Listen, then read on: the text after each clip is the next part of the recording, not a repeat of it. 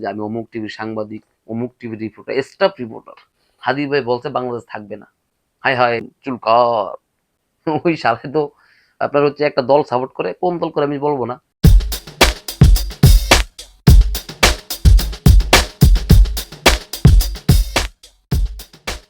প্রিয় দর্শক, আসসালামু আলাইকুম। আরো একটি নতুন ভিডিওতে আপনাকে স্বাগতম।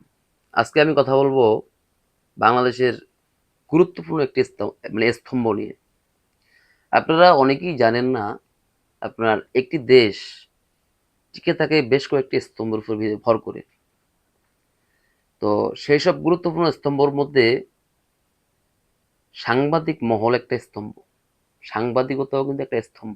আপনার এই সংবাদপত্রের মাধ্যমে একটি জাতি ঘুরে দাঁড়ায়, আবার এই সংবাদপত্রের মাধ্যমে একটি জাতি পিছিয়ে পড়ে। আচ্ছা, আপনারা সাংবাদিকতা মানে সাংবাদিকতা অর্থ কি বোঝেন?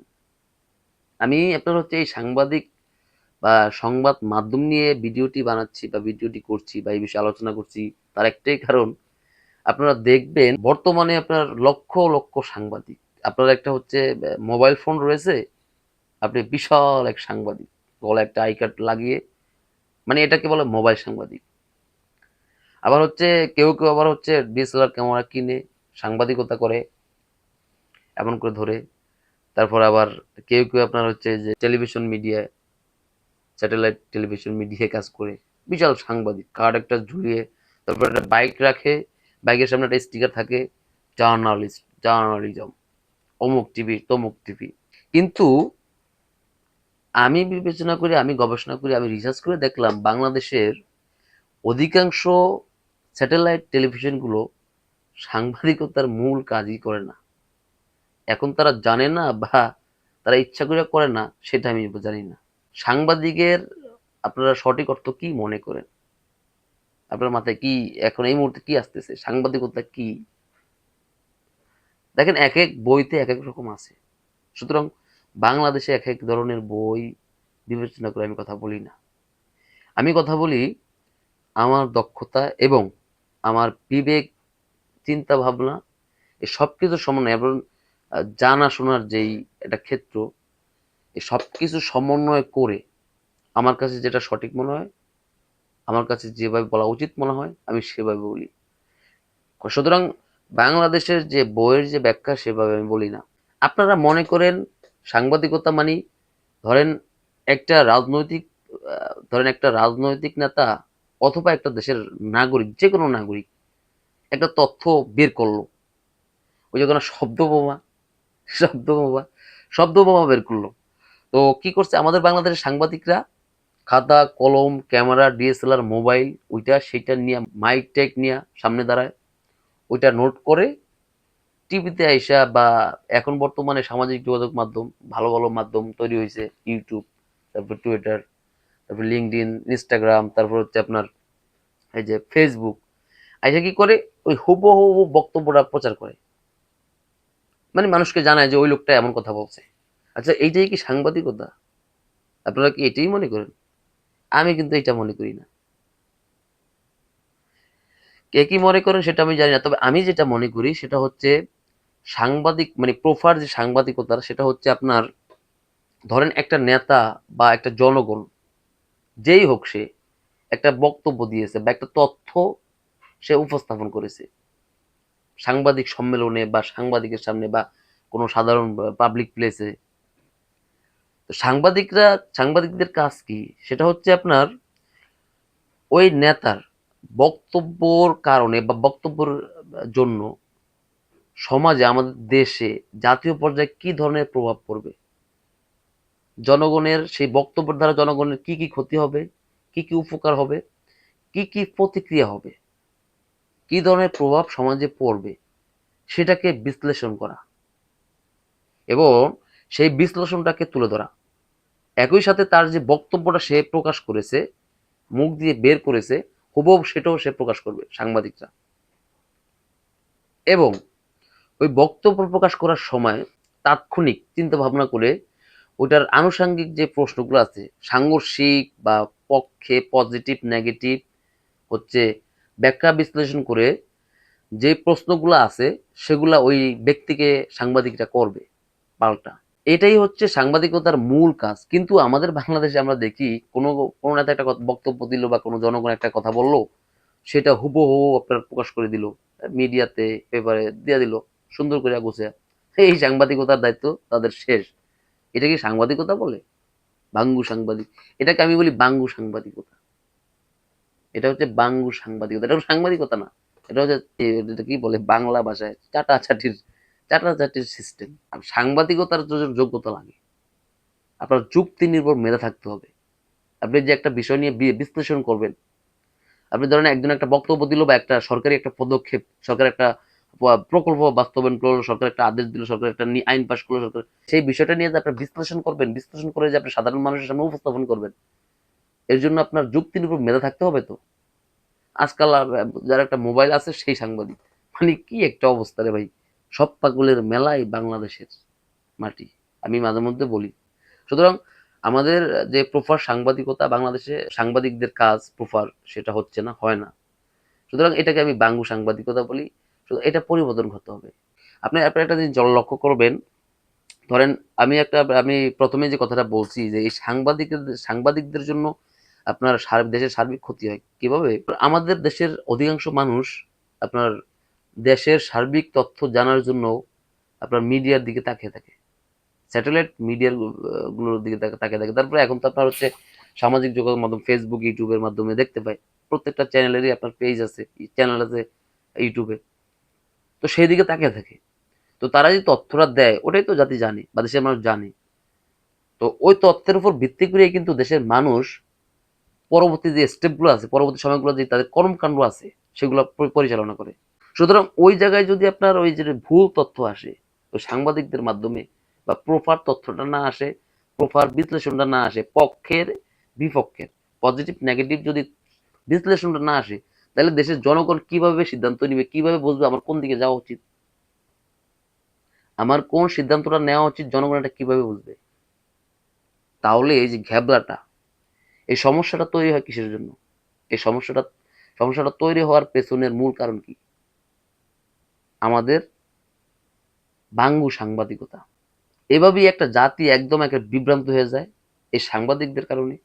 আবার আপনার হচ্ছে একটা জাতি প্রপার সলিউশন পায়, প্রপার রাস্তা খুঁজে পায় এই সাংবাদিকদের জন্য। আমি আপনারা দেখি যে বাংলাদেশের যে কটা যে আপনারা বলেন এটা যমুনা টিভির নিউজ, এটা কি ভুল হতে পারে কিনা, এটা কি মিথ্যা হতে পারে কিনা, এটা আর টিভি নিউজ, এটা কি, আরে ভাই আর টিভি, আমি তো বিবিসি কি বিশ্বাস করি না। বিবিসি তো আমি মানদণ্ডের কাতারে আমি রাখি না। আপনার একটা স্যাটেলাইট টেলিভিশন বা একটা পত্রিকা যদি একটা তথ্য প্রকাশ করে, ওই তথ্যটা হুবহু প্রকাশ করবে তাদের কাছে, বিষয়টা এরকম না। ওই তথ্যের পক্ষে বিপক্ষে পজিটিভ বিশ্লেষণ, নেগেটিভ বিশ্লেষণ, এগুলো সাইড এফেক্ট, জনগণের প্রতি তাদের রিয়াকশন, জনগণের প্রতিক্রিয়া কি হতে পারে, এগুলো সব বিবেচনা করে তারপর হচ্ছে ওই যে বক্তব্য বা যে বক্তব্য প্রচার করবে সেটার সাথে সামঞ্জস্য যে প্রশ্নগুলো আছে সেগুলাকেও উত্থাপন করা, এই সকল কিছু মিলিয়ে হচ্ছে সাংবাদিকতা। এভাবে একটা রিপোর্ট করবে। এভাবে কোন বাংলাদেশের কোন টিভি চ্যানেলটা রিপোর্ট করে আপনি বলেন? এভাবে কোনটা করে? যমুনা, সময়, আর টিভি, মাই টিভি, বিবিসি তো। তবে আমি বিবিসির মধ্যে কিছুটা দেখতে পাই। বিবিসি কিন্তু এই বিষয়টা করে। বিবিসিটা করবে কারণ হচ্ছে কি তারা ইন্টারন্যাশনাল, তারা তো বাঙ্গু সাংবাদিক না। তবে এই যে বাংলাদেশের যে শাখাটা বিবিসি বাংলা, বিবিসি বাংলা যে মাঝে মধ্যে কিছু ফালতু নিউজ করে আমি দেখি, কারণ তারা তো বাংলাদেশে ঢুকে গেছে না, বাংলাদেশের কৃষ্টি কালচার তো তাদের মধ্যে ঢুকে গেছে, তাদেরও একটু চাটাচাটি করার স্বভাব আছে। মানে নিউজ প্রতিষ্ঠানগুলো তো আপনার হয়েছে সেই মানদণ্ড বজায় রাখার চিন্তা ভাবনা করে না, সম্মানের কথা চিন্তা ভাবনা করে না। কোনো নিউজ প্রতিষ্ঠানগুলো যদি আপনার চিন্তা করে যে আমি একটা নিউজ করব, নিউজটার যৌক্তিকতা থাকতে হবে, ঠিক আছে, নিউজটার যৌক্তিকতা থাকতে হবে, নিউজটা সঠিক কিনা সেটা যাচাই বাছাই করতে হবে, নিউজটা সম্পর্কে আমাদের যে সঠিক যে প্রপার বিশ্লেষণটা থাকতে হবে। তারপরে এই নিউজটার সঠিক এবং নির্ভরযোগ্য তথ্য আছে কিনা সেটাও যাচাই করতে হবে। ভাই নিউজটা সঠিক কিনা সেটাও জাস্টিফাই করতে হবে। তারপরে গিয়ে 100% শিওর হয়ে একটা নিউজ আমি করবো। ইন্টারন্যাশনাল মিডিয়াগুলো এভাবে নিউজ করে, এই জন্য তাদের নিউজগুলো বিশ্বাসযোগ্য হয়, মানুষ বিশ্বাস করে। এই জন্যই তারা এত হেভিওয়েট অবস্থানে আছে। কিন্তু বাংলাদেশে তো ঘরে ঘরে সাংবাদিক, ঘরে ঘরে মিডিয়া, ঘরে ঘরে টিভি। কেউ আপনার মোবাইল একটা সামনে আপনার ভিডিওতে আইসা হ্যালো গাইস ওইটা সেটা এই লোক এইটা বলছে এই বাংলাদেশ শেষ হয়ে গেছে ওইটা ভাঙিয়ে গেছে ওইটা চরপুরিয়া নদী হয়ে গেছে ওইটা সাগর হয়ে গেছে এই নিউজ এটাই নিউজ। আমার একটা কার্ড ঝুলায় গলাতে আপনার হচ্ছে কার্ড ঝুলায় যে আমি অমুক টিভির সাংবাদিক, অমুক টিভির রিপোর্টার, স্টাফ রিপোর্টার।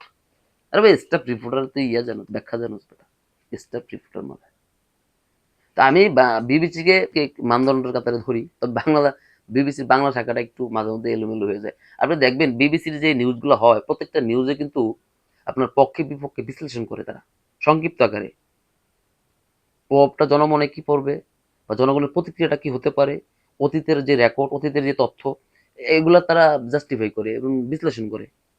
ভালো লাগে, এটাই হচ্ছে সঠিক। কারণ এই ধরনের নিউজ আপনার দেখলে জনগণ সিদ্ধান্ত নিতে পারবে যে আমার কি করা উচিত বা কি ঘটতে যাচ্ছে, আমার কোন দিকে যাওয়া উচিত। এভাবে এভাবে একটা জাতির সঠিক দিক পাবে। কিন্তু আপনি যদি সঠিক তথ্যটা না দেন বা সঠিক বিশ্লেষণ না করেন তাহলে আমি কিভাবে বুঝবো? আমি একটা নিউজ দেখলাম, ধরেন অমুক নেতা, ফর এক্সাম্পল ধরেন হাদি মিয়া একটা বক্তব্য দিছে বাংলাদেশ থাকবে না। এখন সাংবাদিকরা কোট কইরা সেটা প্রচার করে দিল হাদি ভাই বলছে বাংলাদেশ থাকবে না। হায় হায়, এটা তো আমি তো পাবলিক, আমি দেখে তো একদম শেষ। হায় হায়, হাদি ভাই বলছে বাংলাদেশ থাকবো না। কিন্তু কেন থাকবো না, কি জন্য বলছে, কেন বলছে, এটা তো আর আমি জানি না। সুতরাং এটা জানতে হবে না? তো এটা জানায় দেওয়ার কাজ কার? এটা জানায় দেওয়ার কাজ কার? সাংবাদিকদের বা মিডিয়া প্রতিষ্ঠানগুলো। তাদেরকে মিডিয়া কেন বলা হয়? তাদেরকে মিডিয়া কেন বলা হয়? তো তারা তো জানে না। তো এইভাবেই হচ্ছে একটা সমাজ বিতর্কিত হয়, ভুল দিকে ধাবিত হয়, জাতি পথভ্রষ্ট হয়। তো একটা জাতিকে নষ্ট করার জন্য বা একটা দেশকে অর্থনীতিতে পিছিয়ে নেওয়ার জন্য সাংবাদিকদের আপনার হচ্ছে প্রত্যক্ষ ভূমিকা থাকে। সুতরাং আমি মনে করি যে সাংবাদিকতা নিয়ে আমাদের দেশে উচ্চতর শিক্ষার প্রয়োজন আছে। বিদেশের যে অন্যান্য দেশগুলো বা বিদেশের যে আরে ভাই তোমরা তোমরা তো দীর্ঘদিন বাংলাদেশ সাংবাদিকতা করো, মাই টিভি, যমুনা, আর টিভি, ওই ২১ টেলিভিশন, এই যে বক্কর চক্কর, তোমরা বিশ্ব এই মিডিয়াগুলোকে তোমরা ফলো করো, তারা কিভাবে নিউজ করে, তারা ইয়া করে ওই সাথে। আরে ভাই আরেকটা হতো যে বর্তমানে বাংলাদেশের মানুষ আপনার হচ্ছে যে বিবিসি কে একটু বিশেষ করে গুরুত্ব দেয় বাংলাদেশের বাইরে। আর হচ্ছে আল জাজিরা, আল জাজিরা হচ্ছে আরবিয়ান কান্ট্রির একটা সংবাদ মাধ্যম।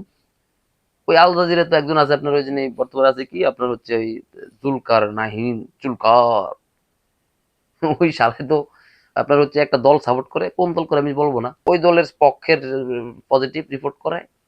আর যারাই ওই দলের বিপক্ষে থাকবে একটা কুযুক্তি কুতর্ক দিয়ে আমি একদম আপনার তার বিরুদ্ধে নিউজ করে দিব। ওই আল জাজিরা শাখার বাংলাদেশের যে শাখা, ওই শাখাটার একেবারে পুরো শেষ করে বলছে, বিতর্কিত করে বলছে, মূল্যায়ন করে বলছে ওই একটা লোকে। তো এইভাবে তো নিউজ করলে নিউজ করতে হবে নিরপেক্ষ।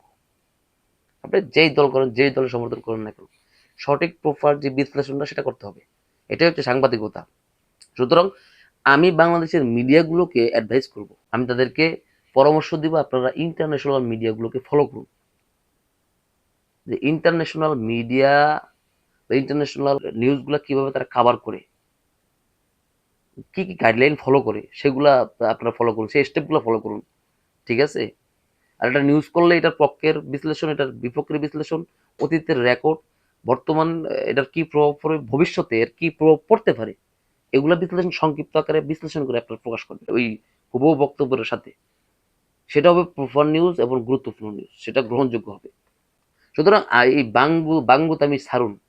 আরে ভাই আপনি বাংলাদেশের নাগরিক, ঠিক আছে, বাঙালি দিকে আদি উনি বাঙ্গুগিরি ধরে রাখবেন, তাল মিলে তত্ত্ব হবে না বিশ্বের সাথে। এগুলো নিয়ে আমি দেখি অনেকে কথা বলে না, অনেক যোগ্যতা সম্পন্ন লোক আছে বাংলাদেশে, কিন্তু কেউ এগুলো নিয়ে কথা বলে না। আমি যে মনে হয় যে আমার মনে হয় যে প্রথমে এরকম বিশ্লেষণ ভাবে বা ব্যাখ্যা দিয়ে আমি বললাম, অনেকে বলে কিন্তু সংক্ষিপ্ত। সুতরাং বাংলাদেশের সাধারণ জনগণকে আমি অনুরোধ করব, আরেকটা অনুরোধ করবো আমি, বাংলাদেশে যে যারা সাংবাদিকতা করেন বা মিডিয়া সেক্টরে যারা কাজ করেন তাদের উদ্দেশ্যে, জনগণের উদ্দেশ্যে হলো গিয়ে যদি দেখেন যে বাংলাদেশের যে আমি সমস্যাটা বললাম যেভাবে নিউজ কাভার হচ্ছে বাংলাদেশে, এতে করে আপনার হচ্ছে সঠিক নিউজ হয় না, আর সঠিকটা আপনি পাবেন না। সুতরাং আপনাকে পরামর্শ দিচ্ছি, এভাবে চলতে থাকে আপনি এই মিডিয়া নিউজগুলো বা এই স্যাটেলাইট টেলিভিশনগুলো বয়কট করে আপনি যে ফেসবুকের মাধ্যমে তারপরে বিভিন্ন মাধ্যমে আপনি হচ্ছে সঠিক নিউজটা, মানে বিভিন্ন নিউজ আপনি জানবেন, দেখবেন, তখন আপনি মানে সবগুলা নিউজ একত্রিত করে মনে মনে বিচক্ষণতা দিয়ে, আপনার বিবেক বুদ্ধি দিয়ে, আপনি যুক্তি দিয়ে আপনি সঠিকটা বের করার চেষ্টা করবেন। তখন দেখবেন আপনি কিছুটা হলেও সঠিক তথ্য পাবেন। এছাড়া বিকল্প কোনো রাস্তা নেই। আর মিডিয়াগুলোকে আমি বলবো, স্যাটেলাইট টেলিভিশনগুলো, আপনারা সঠিকভাবে প্রপারভাবে নিউজ কভার করুন, নিউজ প্রকাশ করুন। এই যে বাঙ্গুতামি ছাড়ুন, চামচামি, চামচামি না, এগুলো অনেকে বলে যে আপনার হচ্ছে, এখানে একটু কথা বলি, সেটা হচ্ছে অনেকে মনে করে যে চামচামি করে বিদায় মনে হয় যে সঠিক তথ্যটা সঠিকভাবে নিউজ করতে পারে না। আসলে না, জানে না, তাদের যোগ্যতা নেই, দক্ষতা নেই, এই জন্য তারা চামচামি করে। আপনি একটা জিনিস লক্ষ্য করলে দেখবেন যে, ধরেন কেউ যদি কোনো একটা কাজ না পারে, তখন সে যেটা পারে সহজে সেটার দিকে ধাবিত হয়, বা যে কাজটা সহজ সেটার দিকে ধাবিত হয়। সুতরাং এদের যোগ্যতা নাই তো, তাই এরা চামচামি করে, চাটাচাটি করে। কিছু কিছু তো আছে আপনার হচ্ছে গার্মেন্টস চাকরি করছে, তারপর আগে হেল্পার, বাসের হেল্পার ছিল, তারপরে চার দোকান ছিল, ওইটা ছিল, এটা ছিল, আবার কি সন্ত্রাসী ছিল। এখন আপনার মোবাইল একটা কিনা, কার্ড একটা লাগে, ওটা আপনার সাংবাদিক। বিভিন্ন আপনার হচ্ছে বক্তব্যে যায়, রাজনৈতিক বক্তব্যে, বিভিন্ন রাজনৈতিক প্রোগ্রামে যায়, বিভিন্ন সামাজিক অনুষ্ঠানে যায়, যে ভিডিও করে, আপনার অনেকের উপরে গোপন ভিডিও রেকর্ড করে কি করে, ওই ব্যক্তির নাম্বার সংগ্রহ করে ফোন দিয়ে ব্ল্যাকমেইল শুরু করে। এটা একটা বড় ধরনের অপরাধ। সরকারকে আমি আহ্বান করব, পরামর্শ দেব এই বিষয়ে জোর দেওয়ার জন্য। আপনার হচ্ছে যে ব্ল্যাকমেইলিং সিস্টেম, এটা খুব খারাপ জিনিস। আমাদের এই যে বাংলাদেশে আছে, তো আপনার বললে আপনি বিশ্বাস করবেন না, আমার প্রতি রাগও হইতে পারেন, কিন্তু আমি সত্য বলছি, আমি প্রমাণও দিতে পারবো। আমার হুজুগও বাঙালির অনেকের অনেক, মানে অনেক অনেক আনারি পোলাপানের যে বস বা আদর্শ সাংঘাতিক ইলিয়াস, ওরা কিন্তু একটা ব্ল্যাকমেইলার। ওর কাজে কিন্তু, ওর আসল কাজ কিন্তু, ওর মানে টাকা ইনকামের যে আসল যে প্রফার, যে ওর প্রধান কাজ, সেটা হচ্ছে ব্ল্যাকমেইল। ও কি করে জানেন? ও বড় বড় ব্যবসায়ীদেরকে, মানে আপনি যতই অনেস্ট থাকেন না কেন, আপনি যতই সঠিক থাকেন না কেন, দেখবেন যে আপনি প্রত্যেকটা মানুষেরই কিছু না কিছু ভুল থাকে, অন্যায় থাকে। তো সেই জায়গা থেকে ওই ইলিয়াস বিভিন্ন মাধ্যমে, বিভিন্ন সোর্সের মাধ্যমে আপনার হচ্ছে লোক আছে ফিট করা, তথ্য সংগ্রহ করে, ডকুমেন্টস, ওইটা সেটা, কেউ ২ বিয়ে করলে, ৩ বিয়ে করলে, কেউ আপনার হচ্ছে পরকীয়া করলে, এগুলো সংগ্রহ করে, এগুলো সব তথ্য আদি প্রমাণ দিয়ে মানে একত্রিত করে ওই লোকটাকে সে ফোন দেয়, যোগাযোগ করে, যে আপনার এই তথ্যগুলো আমার কাছে আছে, আমার তো অনেক ফলোয়ার আছে, আমি যদি এগুলো পাবলিক করে দেই, আপনার এগুলো সব ছড়ায় যাবে, আপনার মান ইজ্জত, ব্যবসা প্রতিষ্ঠান সব ধ্বংস হয়ে যাবে, আপনার মামলা হবে আপনার নামে। সুতরাং ওই লোকটা তখন তো আতঙ্কিত হয়ে একদম শেষ। কারণ যে পর্যায়ে থাকুক না কেন, প্রত্যেকটা মানুষই মানুষের মনে চিন্তা করে। ওই লোকটাকে তখন প্রস্তাব দেওয়া হয় যে আপনি, ওই লোকটা তখন অনুরোধ করা শুরু করে যে ভাই এগুলা করেন না, ভাই এগুলা করেন না, আমার জীবন শেষ হয়ে যাবে। তখন সে, ওই সাংবাদিক ইলু সে বলে যে আপনার হচ্ছে, তাহলে একটা কাজ করেন, আমাকে এই টাকাগুলো দেন, বা এইটা দেন, এই শর্তগুলো পালন করেন আপনি, তাহলে আপনি সেফ থাকবেন। এই সাংবাদিক ইলিয়াসের মূল কাজ হচ্ছে ব্ল্যাকমেইল। তো যাই হোক, অনেক কথা বললাম, আমি আর কথা বাড়াবো না। আমি দেশের জনগণের উদ্দেশ্যে আমি একটা কথা বলবো, বা সাংবাদিকদের একটা কথা বলবো, যে আপনারা আপনাদের জায়গা থেকে সঠিক দায়িত্বটা পালন করুন, বাঙ্গুতামি ছাড়ুন। আর জনগণকে বলবো, আপনারা যে কোনো তথ্য দেখলেই আপনারা বিশ্বাস করে নাচানাচি শুরু করবেন না। যে কোনো মিডিয়া হোক না কেন, তথ্য দেখলে বা খবর দেখলে আপনারা সেটা যাচাই বাছাই করবেন, বিভিন্ন মাধ্যমে জানার চেষ্টা করবেন, একাধিক সূত্র থেকে জানার চেষ্টা করবেন যে ঘটনা ঘটলো কি। তারপর নিজের মস্তিষ্ক, তারপর নিজের বিবেক, এগুলো দিয়ে বিবেচনা করে সঠিক তথ্যটা ধারণা করার চেষ্টা করবেন, তারপরে সিদ্ধান্ত নেবেন। অমুক টিভি ছাড়ছে, অমুক ভেরিফাইড পেজ ছাড়ছে বিদায় যে কথাটা সত্য, আপনি ভাই মিডিয়ার প্রতারণা, মিডিয়া সম্পর্কে কিছুই জানেন না।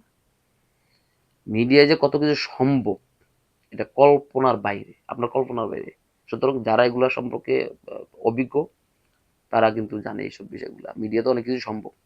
যাই হোক, অনেক কথা বললাম, আজ এ পর্যন্তই। আপনারা ভালো থাকেন, সুস্থ থাকেন। আর বরাবরের মতো বলবো, আমার ইউটিউব চ্যানেলটি সাবস্ক্রাইব করতে ভুলবেন না, আর আমার ফেসবুক পেজটি ফলো দিবেন, নামাজ ছাড়বেন না।